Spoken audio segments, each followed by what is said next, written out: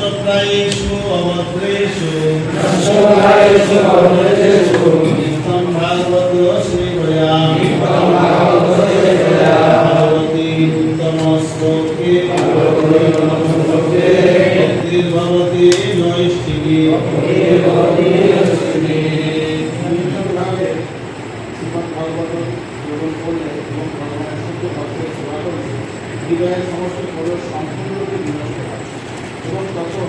উত্তম শ্লোকের দ্বারা বর্ণিত পরমেশ্বর ভগবান শ্রীকৃষ্ণের প্রেমময়ী সেবায় ভক্তি সুদৃঢ়। নষ্ট প্রায়েষু, প্রায় নষ্ট হয়ে যায়। বিশ্বনাথ চক্রবর্তী ঠাকুর বলছেন এই অনর্থগুলো 75% নষ্ট হলে আপনি নিষ্ঠা স্তরে পৌঁছেছেন। 75% অনর্থ যদি দূর হয় তাহলে নিষ্ঠা স্তরে পৌঁছেছেন। এরপরে রুচি স্তর আসবে, তারপরে আসবে আসক্তি স্তর, তারপরে ভাব, তারপরে প্রেম। 75% অনর্থ দূর হয়ে গেলে আপনি নিষ্ঠা স্তরে আছেন। এই নিষ্ঠা স্তরে উঠলে আপনি অমানীয় মাননীয় কীর্তনীয় সদা হরি এই শ্লোকটা পাবেন। শিক্ষাষ্ট করে এই শ্লোকটা আচরণ করতে পারবেন যখন হৃদয়ের অনর্থ 75% দূর হবে।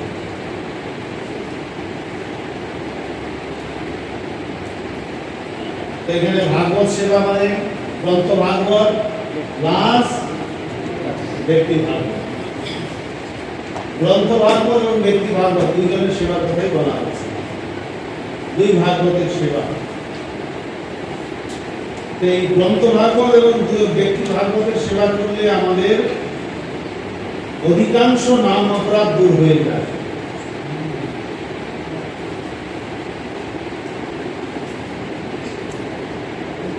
এবার পরের শ্লোক আসক্তি রুচি স্তরের কথা বর্ণনা করা হচ্ছে।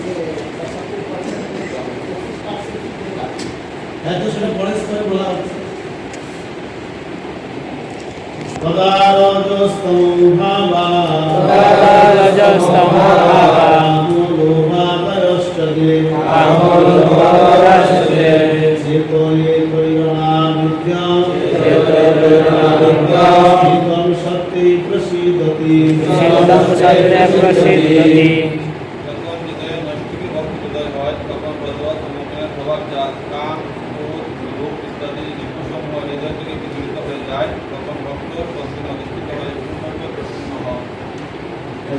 আদর মনে কাম ক্রোধ লোভ মোহ মদ মাৎসর্য ষড়রিপু তখন দূর হবে। যখন রুচি এবং আসক্তি এই দুটো স্তরে আমরা উঠব তখন আমাদের এই ষড়রিপু হৃদয় থেকে যাবে।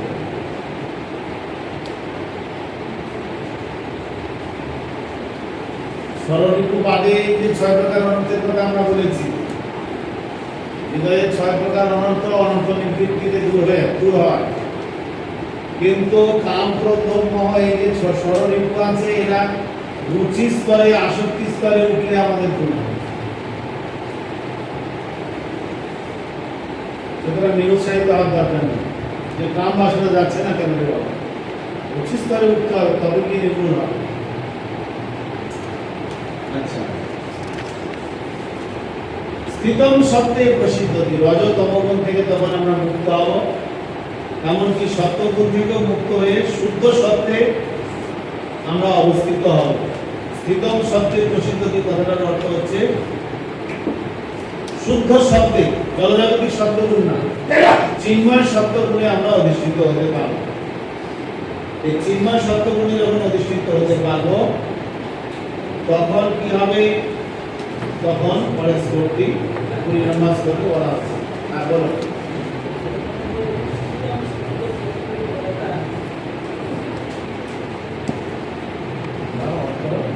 স্থিতম সত্যে প্রসিদ্ধতি কথাটা এটা আসক্তি স্তরে বোঝায় নাকি ভাব স্তরে বোঝায়?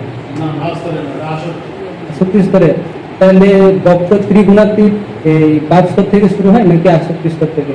না, স্থিতম সত্যে প্রসিদ্ধতি মানে আসক্তি স্তরে পৌঁছালে সেখান থেকে স্টার্ট হয়। রজতম গুণ দূর হয়ে যাচ্ছে মানে সত্যগুণে আসছে, সত্যগুণ দূর হয়ে যাচ্ছে মানে বিশুদ্ধ সত্য স্তরে আমরা পৌঁছাচ্ছি। মানে এটা একটা ট্রানজিশন ছিল। পূর্ণরূপে বিশুদ্ধ সত্যগুণে আমরা চলে যাই যখন ভাব ভক্তি স্তরে উঠে যাই। একটা স্তরে এটা ট্রানজিশন পিরিয়ড থাকে, তো রুচি আর ভাবের মাঝে হচ্ছে আসক্তি স্তর। তো আসক্তি স্তরটায় জাগতিক সত্যগততম গুণ দূর হয় আর চিন্ময় গুণ আসা শুরু করে, কমপ্লিটলি এসে যায় ভাব ভক্তি স্তর। ঠিক আছে, হরে কৃষ্ণ। एवं प्रसन्न मानस भगवद भक्ति योगतः भगवद तत्व विज्ञान मुक्त संगस्य जायते।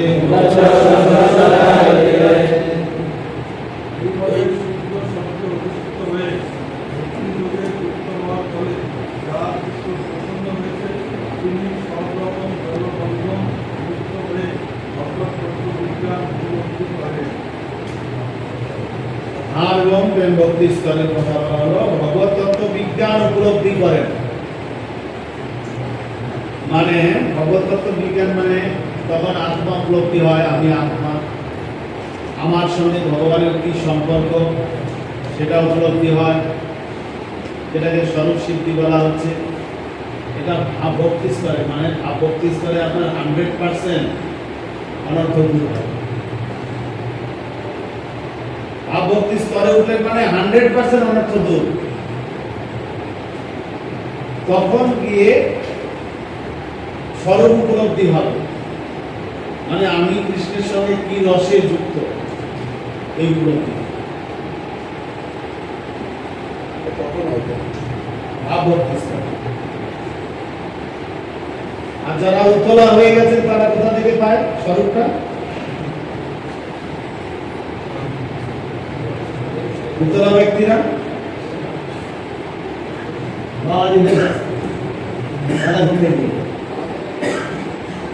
স্বরূপ থেকে তুমি হচ্ছে এই গভীর, এই মন্দিরের এই ভাগ, তোমার এই বিভাগ, এই সেবা, এই বয়স স্বরূপ দিয়ে দেবে।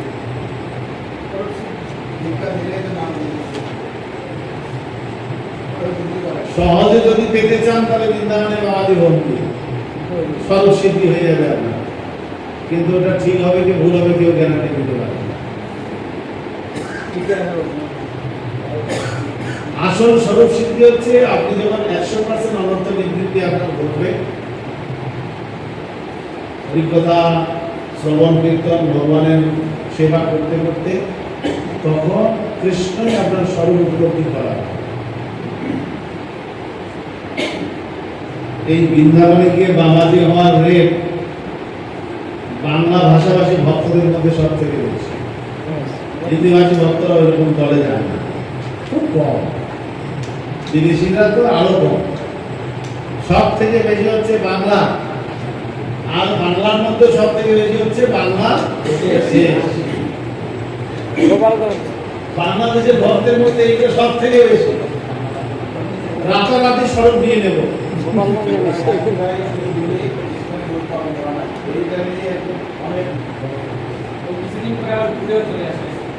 আসতে হবে তো,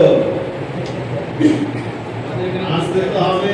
শুধু একজন না, 1000 জন এসে মায়ের ভর্তি হয়ে আছে, স্বরূপ নিয়েছে, আবার ফিরে এসে স্বরূপ রাখতে পারে নাই, স্বরূপে কাজ হয়নি। বুঝতে পারছেন? সুতরাং প্রভুপাদের বাহিরে, হরিকালের মায়ার বাইরে উদার পাইবার নাই কোনো আশা।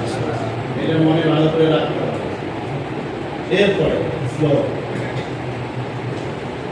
কৃষ্ণ আমাদের স্বরূপ দেবেন, এরপরে কৃষ্ণ আমাদের দর্শন দেবেন, যেটা 21 নম্বর শ্লোকে বলা হচ্ছে। বিদ্যতে হৃদয় গ্রন্থি সিদ্ধান্তে সর্বসংশয়া ইয়ন্তে চাস্য কর্মাণি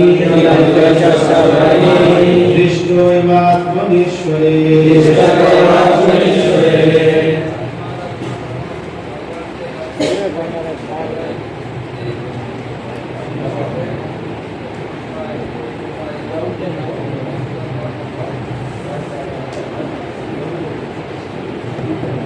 কি কি বললে কিছু বোঝা গেল না। আত্মার দ্বারা পরমাত্মা ভগবানকে দর্শন হলে হৃদয় গ্রন্থ ছিন্ন হয়, সমস্ত সংশয় দূর হয় এবং সমস্ত কর্মবল ক্ষয়বন্ধ হয়। কর্মবন্ধন ছিন্ন হয়, হৃদয় গ্রন্থি। হৃদয় গ্রন্থি মানে গ্রন্থি মানে গিট। ওইটা বানাতে গিয়ে গিট লেগেছে কার কার? অভিজ্ঞতা ওই আছে। বিরাট বলেন ওটা বাদ দিতে হবে না, আমার শুধু কাটতে হবে। হৃদয় গ্রন্থি হচ্ছে হৃদয়ে যখন আমি একটা কোনো কিছু দেখে বোধ করলাম, একটা গিট পড়ে গেল, কারো গাছে একটা হয়তো বাতাবি লেবু ঝুলছে, এটা যদি কেটে খাওয়া যেত, ওই একটা গিট পড়ে গেল। বাসনা থেকেই গিট। খাওয়ার খেলে তো কি গিট হবে, তো হবে, সেটা তো আছে। খাওয়ার আগে বাসনা করা থেকেই গিট পড়ে যাচ্ছে। এই যে হৃদয় গ্রন্থি, এইগুলো কতগুলো যে আমাদের হৃদয়ে আছে আমরা নিজেও জানি। যখন আমাদেরকে স্বরূপ সিদ্ধি হবে, ভগবান দেখা দেবেন, তখন এই হৃদয় গ্রন্থিগুলো কাটবে। ভগবান দেখা দিলে হৃদয় গ্রন্থি কাটবে। তো হৃদয়ে আগে প্রথম ভগবান দেখা দেবে, তারপরে বাইরে ভগবান দেখা দেবে। তো স্বপ্নে দেখা দিলে ভগবান কি হৃদয় গ্রন্থি কাটবে? স্বপ্নে দেখা দিলে কাটবে। হৃদয়ে ভগবান দেখা দিতে হবে। হৃদয়ে ভগবান দেখা দেবেন কি রূপে দেখা দেবেন?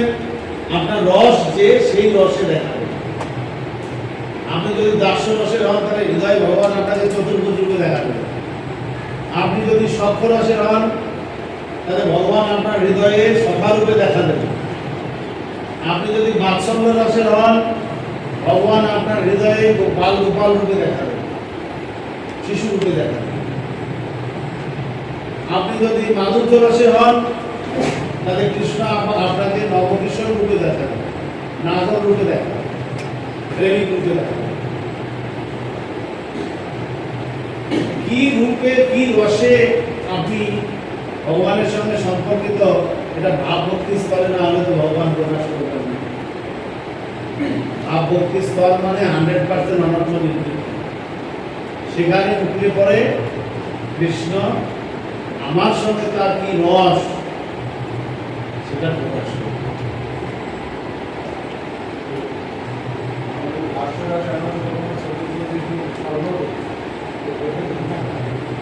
না, আমরা রাষ্ট্ররাষ্ট্র হচ্ছে সদা কমন রস। শান্ত রাশি হলে চতুর্ভুজকে ভগবান দেখা দেবে।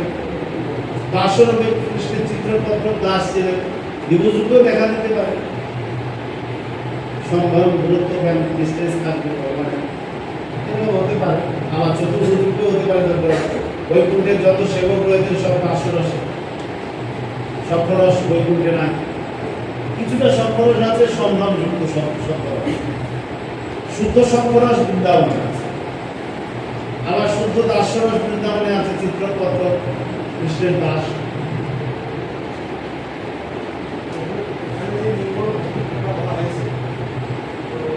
ঈশ্বরের সাথে তুলনা করে দেখা যায় যে আমাদের department development, no development, no development, department ইচ্ছা গাড়ি দিতে হবে, কালাগুলো করতে হবে, যে আপনি যদি এবারে ভালো হবে, তাহলে এটা কি ভর্তির সঙ্গে তুলনা করা হবে?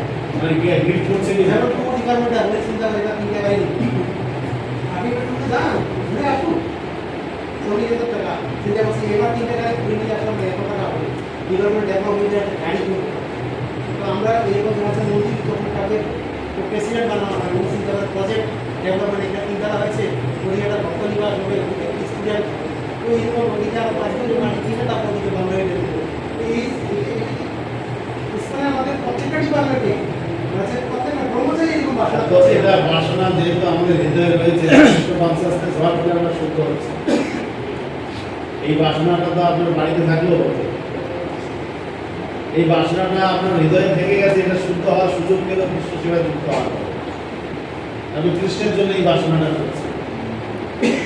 তারপরে যদি ভাবেন যে না 10% আমি রাখবো, তাহলে তো আবার কাদা গায়ে হৃদয় মধ্যে আবার শুরু হয়ে যাবে। সুযোগ প্রভুপাত দিয়েছেন হৃদয়গ্রন্থি থেকে মুক্ত হওয়ার, আবার এর মধ্যে হৃদয়গ্রন্থিও যুক্ত হয়েছে। এটা সূক্ষ্ম বিষয়, গ্রন্থিটা একদম ভিতরে হৃদয়ে কি করছে তো বাইরে থেকে দেখা যাচ্ছে। তাই হৃদয়ের স্থিতিটা কিরকম আপনি বুঝতে পারবেন, আপনার কাছে নির্ভর করছে। বুঝলেন?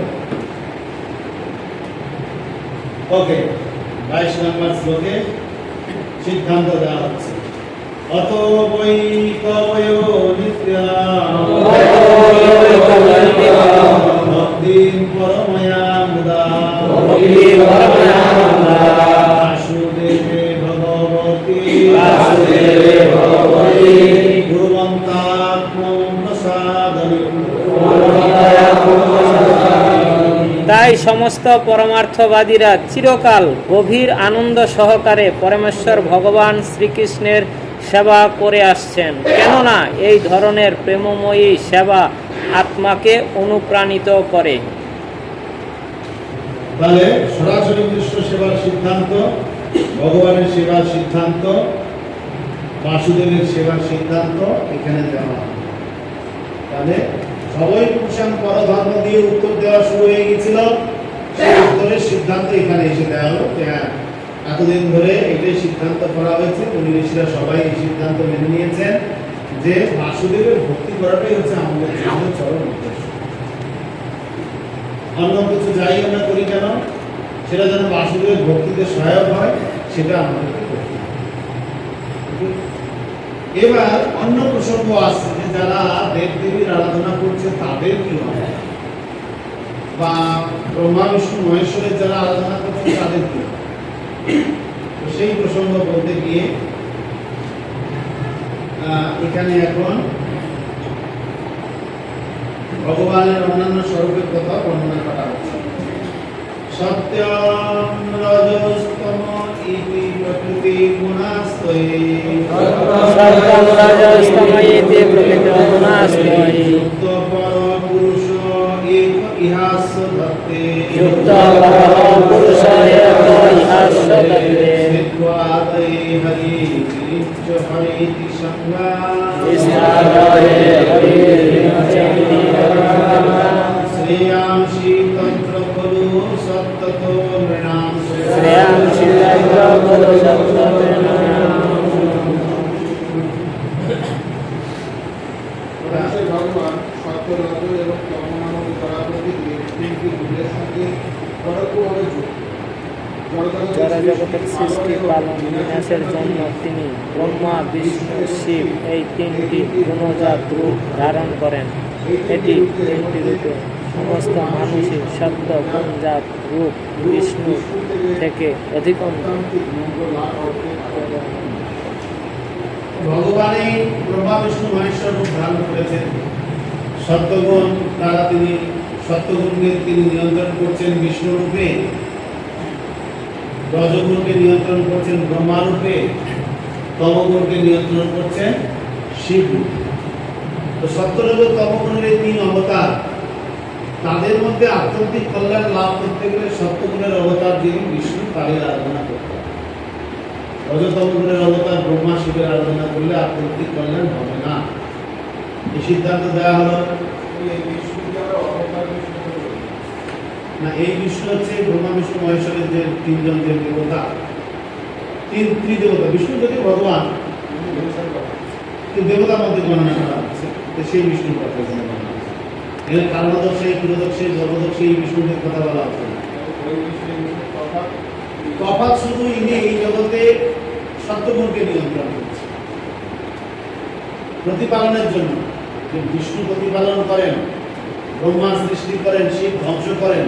এই বিষ্ণুকে প্রতিপালন করার জন্য, ম্যানেজমেন্ট মেনটেন করার জন্য তিনি সত্যগুণে অনুষ্ঠান করছেন এই জগতে। বিষ্ণু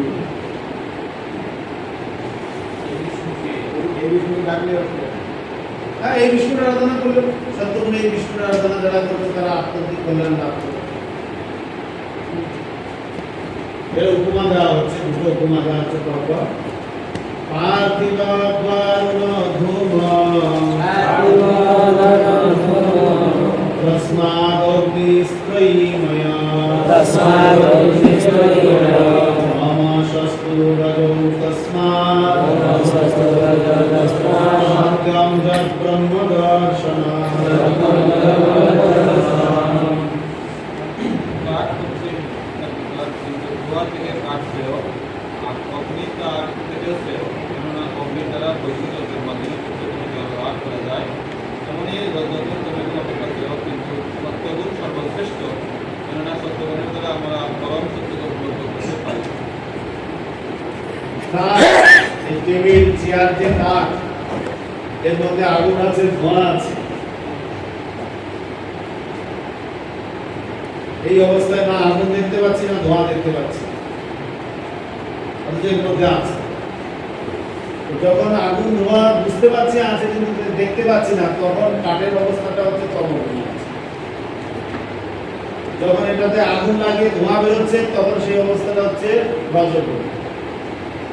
আর যখন ধপ করে আগুন চলে যাচ্ছে সেই অবস্থাটা হচ্ছে সত্যগুণ। সত্য রজ তম তিনটা গুণেই কাঠের মধ্যে আছে, কিন্তু এটা প্রসেসিং করলে বেরোবে। যতক্ষণ প্রসেসিং না করা হচ্ছে ততক্ষণ তমগুণে পড়ে আছে। তমগুণ থেকে রজগুণ শ্রেষ্ঠ, রজগুণ থেকে সত্যগুণ শ্রেষ্ঠ, কাঠের থেকে ধোঁয়া শ্রেষ্ঠ, ধোঁয়া থেকে আগুন শ্রেষ্ঠ।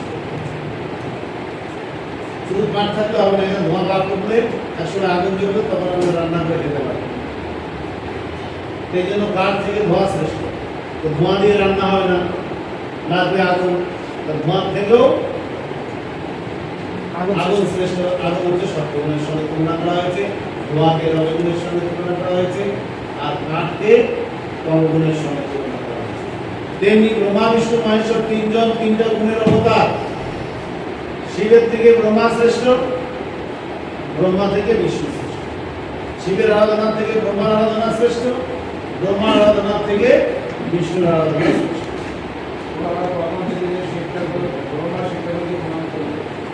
সেটা তো বড় সদাচার। ভগবান রামচন্দ্র শিবজিকে প্রণাম করেছেন, এগুলো তো সদাচার। সদাচার গুলো মানেই যে এটা প্রমাণ হিসাবে দাঁড়াচ্ছে তা ঠিক আছে। হে যে উন্নয় ঠাকুরে ভগবন্ত মধুসজা সত্যম বিশুদ্ধম কি মায়া কল্পন্তে যে অনুতানিহা।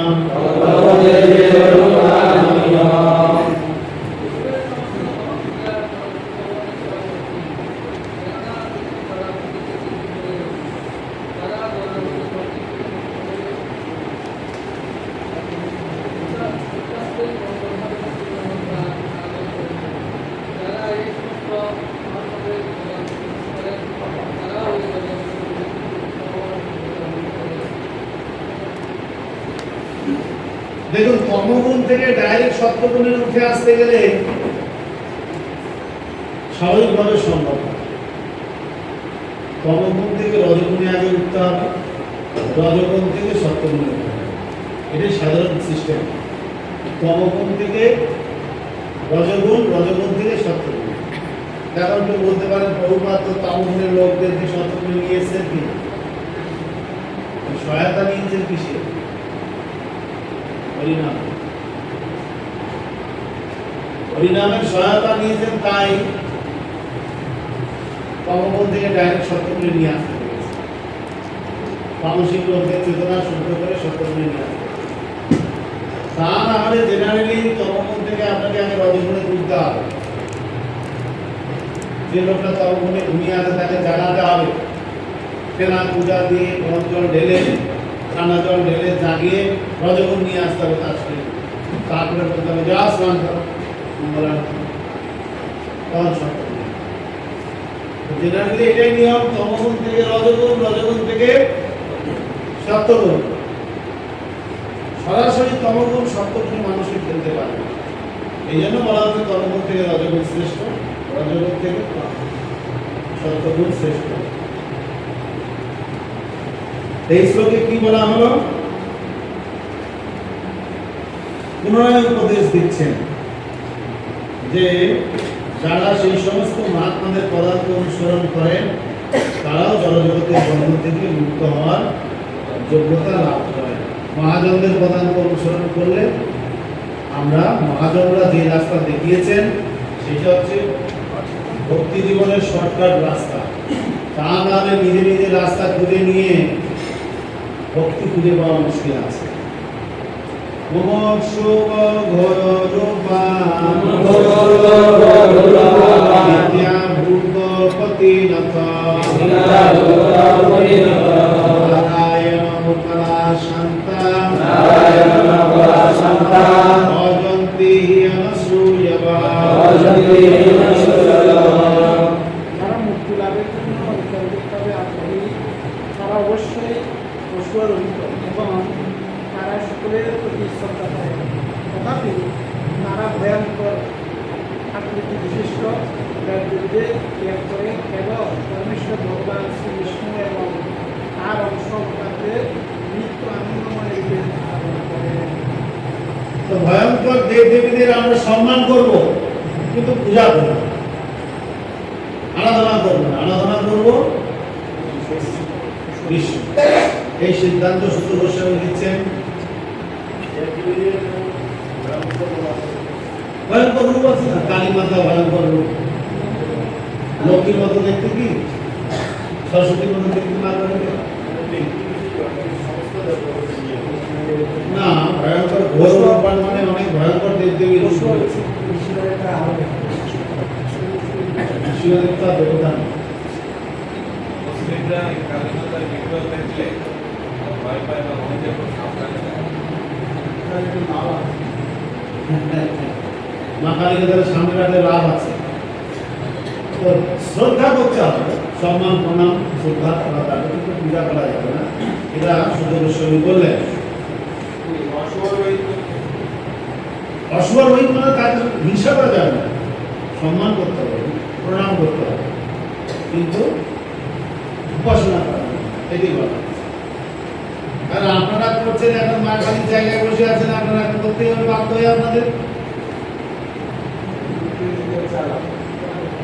নিজের গলিতে মা দুর্গা পূজা হয় না, হয় পুরো দখল হয়ে গেছে না? শিবের পূজা যেমন হিংসা করে রান্না করছেন, থাকার জায়গা দিয়েছে, সে তাদের জায়গায় আর তার জায়গায় আছে, এমন কিছু করার নেই। তবে জনজাগতিক কামনা বাসনা নিয়ে পূজা করাটা ঠিক। বিশ্বভক্তি কারণের জন্য পূজা করতে পারে।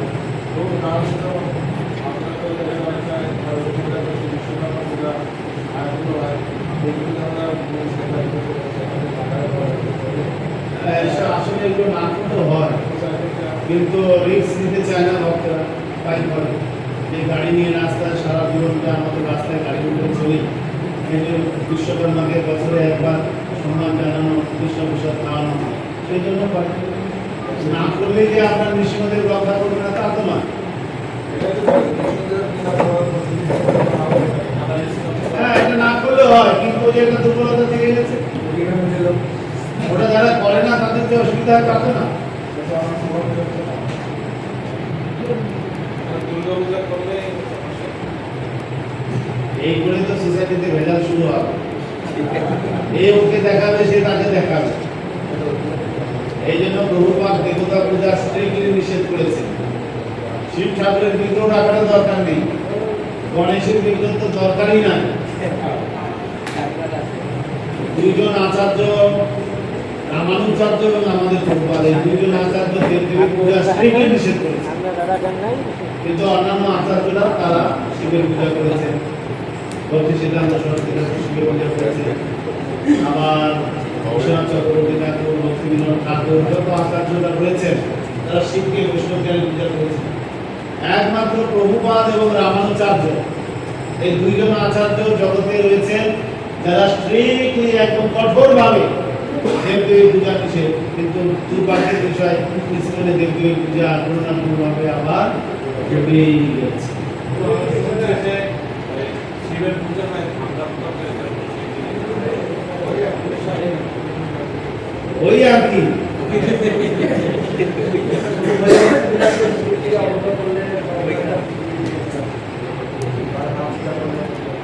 প্রণাম করবো আমরা শিখে এত তা পূজা করতে যেন আসুয়ার শুধু গোস্বামী সিদ্ধান্ত দিচ্ছেন হরিভক্তি বিধান বলুন যাই বলুন আমাদের ভাগ্য সিদ্ধান্তটা হচ্ছে সর্বোচ্চ।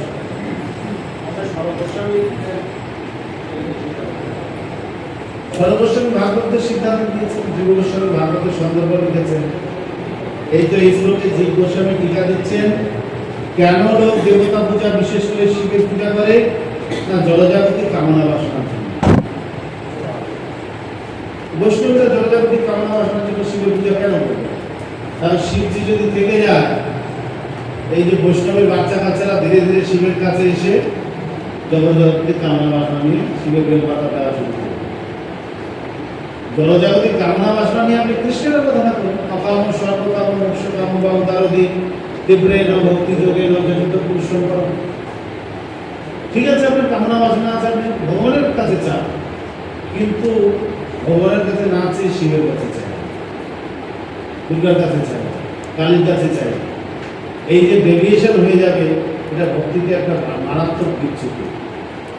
এই সমস্ত কথা চিন্তা ভাবনা করে প্রভুপাদ ইসকন থেকে পুরো দেবতা পূজায় আউট করে দিয়েছেন, কিন্তু কোনো না কোনো ভাবে দেবতারাও চান ইসকনের পূজা নেব, তাই মাঝে মধ্যে এখানে সেখানে জায়গা দিয়ে দিয়ে পূজা চালু করে দিয়ে। ওকে, পরের শ্লোক 16 মোক্ষ ঘোর রূপান নিত্যাভূত হয়ে গেছে না? 27 রজস্তম প্রকৃতয় সমশীলা ভজন্তি বৈ পিতৃভূত প্রদেশাদে শ্রী ঐশ্বর্য প্রদেশ্বর।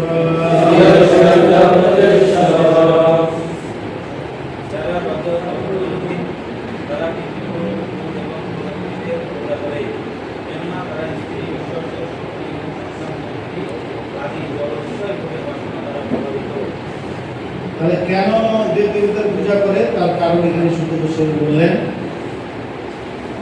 মানুষ দেব দেবীর আরাধনা কেন করে? কে কোন দেব দেবীর আরাধনা করেন? যার অন্তঃকরণ যেরকম, যে তমগুণে সে তমগুণের দেব দেবীর আরাধনা করে, যে সত্যগুণে সে সত্যগুণের দেব দেবীর আরাধনা করে, যে রজগুণে সে রজগুণের দেব দেবীর আরাধনা করে। যার যেরকম মানসিকতা সে সেরকম দেব দেবীর কাছে যায়।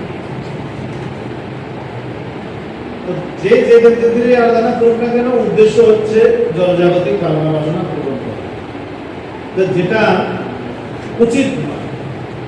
ভক্ত যারা পরম ধর্মের অনুসরণ করছে তাদের দেব দেবীদের সম্মান করবেন, কিন্তু আরাধনা করবেন না। সিদ্ধান্ত হচ্ছে তারা কি আরাধনা করবেন। পুনরায় বাসুদেবের আরাধনার কথা বলা হচ্ছে। বাসুদেব পরাবেদাম বাসুদেব পরাবেদাম বাসুদেব পরামখা বাসুদেব পরামখা বাসুদেব পরাযোগা বাসুদেব পরাযোগা বাসুদেব পরাক্রিয়া বাসুদেব পরাক্রিয়া বাসুদেব পরম জ্ঞান বাসুদেব পরম জ্ঞান বাসুদেব পরম তপঃ বাসুদেব পরম তপঃ বাসুদেব পরো ধর্ম বাসুদেব পরম ধর্ম বাসুদেব পরাগতি বাসুদেব পরাগতি।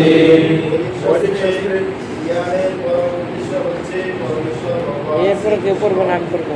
যজ্ঞ সম্পাদনের উদ্দেশ্য হচ্ছে ভগবানের প্রকৃতি বিধান এবং হাফ কেন হাফ বন্ধ তাকে জানা, সমস্ত হাফ হাফ। সমান্তরের চরম এই বেজেই বেজে। দান করে পরম জ্ঞান এবং সমস্ত তপশ্চর্যার উদ্দেশ্য হচ্ছে তাকে জানা এবং তার প্রতি প্রেমময়ী সেবায় যুক্ত হওয়াই হচ্ছে প্রথম উদ্দেশ্য। তিনি হচ্ছে জীবনের পরম উদ্দেশ্য। তাহলে এটা একটা প্রশ্নের উত্তর। 6টা প্রশ্নের মধ্যে এটা একটা উত্তর। কোন প্রশ্নটা উত্তর হতে পারে বলে দেখি? হ্যাঁ,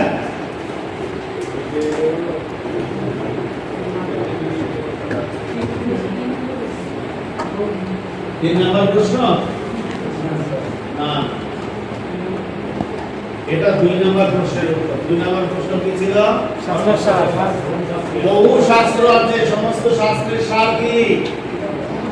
বাসুদেব হচ্ছে সার। সমস্ত শাস্ত্রের সার হচ্ছে বাসুদেব। তার পূজা করা, তার উদ্দেশ্যে যজ্ঞ করা, তার উদ্দেশ্যে যোগ তপস্যা করা, তার উদ্দেশ্যে কর্ম করা, তার উদ্দেশ্যে জ্ঞান অনুশীলন করা, তার উদ্দেশ্যে তপস্যা করা, তার উদ্দেশ্যে ধর্ম অনুশীলন করা, তিনি হচ্ছেন সমস্ত কিছুর উদ্দেশ্য। হলো? আর দুটো প্রশ্নের উত্তর কমপ্লিট হয়ে গেল। এবার আমাদের প্রশ্ন আছে, চতুর্থ প্রশ্নের উত্তর দেওয়া হচ্ছে। চতুর্থ প্রশ্নটা কি ছিল?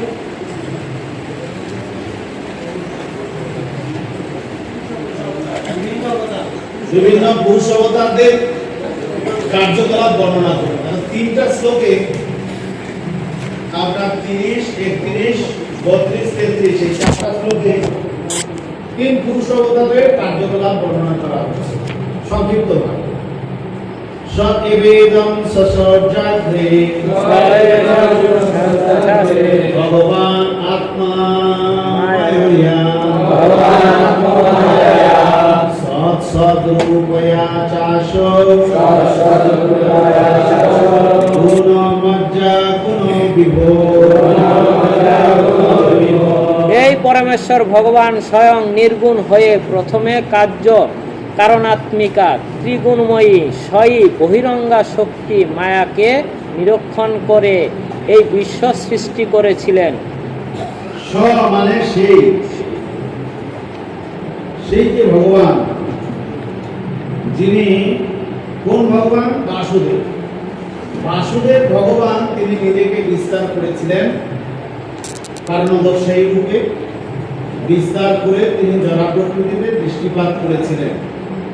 তার ফলে এই জড়জগৎ সৃষ্টি হয়েছে। এই জড়জগৎ সৃষ্টির সংক্ষিপ্ত বর্ণনা হচ্ছে এটাই, যে ভগবান বাসুদেব তিনি কারণদর্শী রূপ ধারণ করে জড় প্রকৃতিতে দৃষ্টিপাত করেছেন, তার ফলে জড়জগৎ সৃষ্টি হয়েছে। এই চারটা শ্লোকে সৃষ্টির সংক্ষিপ্ত বর্ণনা দেওয়া হচ্ছে। এর থেকে সংক্ষিপ্ত বর্ণনা আর হয় না। যত বর্ণনা, সৃষ্টির বর্ণনা আপনারা এই প্রথম মডিউলে 8 বার পাবেন। সুত গোস্বামী 2 বার বলবেন, সুখদেব গোস্বামী 2 বার বলবেন, ব্রহ্মা 1 বার বলবেন। টোটাল কবার হলো? 7 বার। মৈত্র ঋষি 2 বার বলবেন, আর কপিল দেব 1 বার বলবেন। 8 বার শুনেও যদি বুঝতে না পারেন, আবার মডিউল 1 করতে হবে। হ্যাঁ, সব থেকে বিস্তারিত দিয়েছেন কপিল দেব। তাই বলে যে বাকিগুলো বাদ দেবো তা না। কেউ কিছুটা বলেছেন, কেউ কিছুটা অফ রেখেছেন, কেউ কিছুটা প্রকাশ করেছেন, কেউ কিছুটা সেটা করেন না। এরকম ভাবে কমপ্লিট করা হয়েছে। যেমন বৃন্দাবন দাস ঠাকুর মহাপ্রভু লীলা বর্ণনা করেছেন, চৈতন্য চৈতন্যতে যেগুলো উনি বাদ দিয়েছেন সেগুলো কৃষ্ণদাস করিলাম বাদ দেন। সূত্রাকারে যেগুলো করেছিলেন সেগুলো উনি বিস্তারিত করেন। তেমনি এই যে সুত গোস্বামী সূত্রাকারে ছেড়ে দেবেন, সুখদেব গোস্বামী আরো বিস্তার করবেন, ব্রহ্মা আরো বিস্তার করবেন, মৈত্র ঋষি আরো বিস্তার করবেন, সর্বোপরি বিস্তার করবেন কপিল দেব।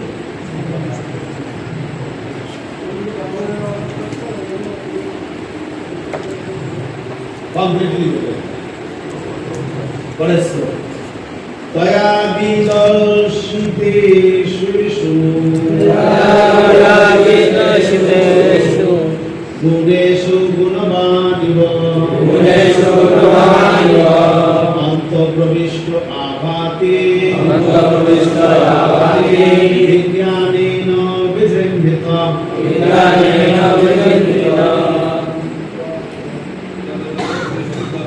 ভগবান বাসুদেব নিজেকে বিস্তার করে তার মধ্যে প্রবেশ করে। যদিও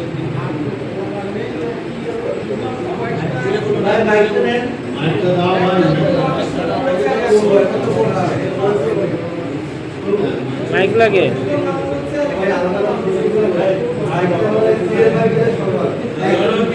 সৃষ্টি করার পর ভগবান বাসুদেব আপনারা চুপ করে থাকেন।